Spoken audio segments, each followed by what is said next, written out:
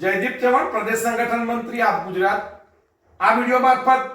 સર્વે પત્રકાર મિત્રોને અને ગુજરાતની જનતાને જણાવવા માંગુ છું કે ક્યાંક ને ક્યાંક રાજ્ય સરકાર ભાન ભૂલી એવું જણાઈ આવે છે કે ભાઈ શિક્ષણ વિભાગ અને ખાસ કરીને એનો સંલગ્ન નાણાં વિભાગ એક ફતવો જારી કરે છે અથવા તો એક જેની કહેવાય કે જીઆર કરે છે 11/7 ના ઠરાવ મુજબ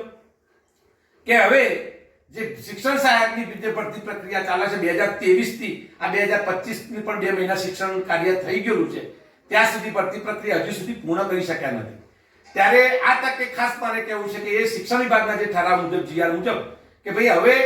આ ભરતી પૂર્ણ થયા પછી પણ કદાચ ખાલી રહેતી જગ્યાઓ કે ભાઈ શિક્ષણ સહાયક હાજર ન રહેવા છતાં પણ આજુબાજુ જે સંસ્થાઓની અંદર જે નિવૃત્ત શિક્ષકો છે એ 62 વર્ષની મર્યાદાની અંદર પોતાની સેવાઓ આપી શકશે। પણ એ સવાલ એ છે કે ખરેખર બેરોજગાર યુવાઓના વાડે વાડા ભરેલા છે,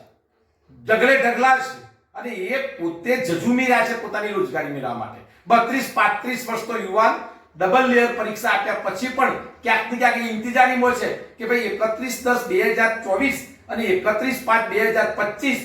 ના સમયમાં ગાળામાં જે જગ્યાઓ ખાલી થઈ, કચ્છની ખાસ વિશેષ જાહેરાતો થઈ, ખાસ કરીને બદલી થયા પછીની જે જગ્યાઓ ઊભી થઈ, આ તમામ જગ્યાઓ ઉપર નવા જેને કહેવાય યુવા શિક્ષકોની તક મળે તો રોજગારીનું અને ચોક્કસ જે પ્રમાણે લાયકાત જે તે યુવાનોએ મેળવી છે એને એક સંતોષકારક જેને કહેવાય કે પોતાની આજીવિકા મળી શકે। અહીંયા ક્યાંક ને ક્યાંક જે નિવૃત્ત શિક્ષકોને આ પ્લેટફોર્મ આપવાથી ક્યાંક ને ક્યાંક યુવા જે જનરેશન છે, યુથ જે છે એ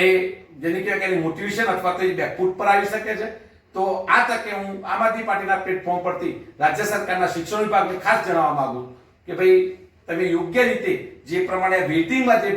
લોકો જે છે ચાલુ ભરતી પ્રક્રિયામાં એ લોકોને ચાન્સ આપવામાં આવે। નંબર 2, નાણાં વિભાગની પણ ધ્યાન દોરવા માંગુ છું કે તમે બાલગુરુથી અત્યાર સુધી 2005-9 સુધીમાં તમે જે તે શિક્ષણ સહાયક કે જે હું કહું છું વિદ્યા સહાયક પ્રાઇમરીની અંદર એ લોકોને કોઈ જગ્યાએ તમે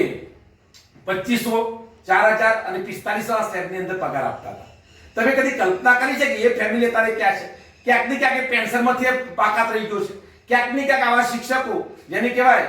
કે એ આર્થિક બહુ કટોકટીનો જે તે સમયે સામનો કર્યો છે, તો એમને કયા સમયગાળામાં કેવા પ્રકારની સર્વિસો આપી છે એ પણ આપણે ધ્યાન મા બાપ જેને કહેવાય કે રાજ્ય સરકાર જ્યારે સર્વે પ્રજાની મા બાપ તરીકે પોતાને પ્રસ્થાપિત કરતી હોય ત્યારે આ શિક્ષકોની વ્યથા પણ જાણવી ખૂબ જરૂરી છે। ભારત માતા કી જય, જય જય ગરીબ।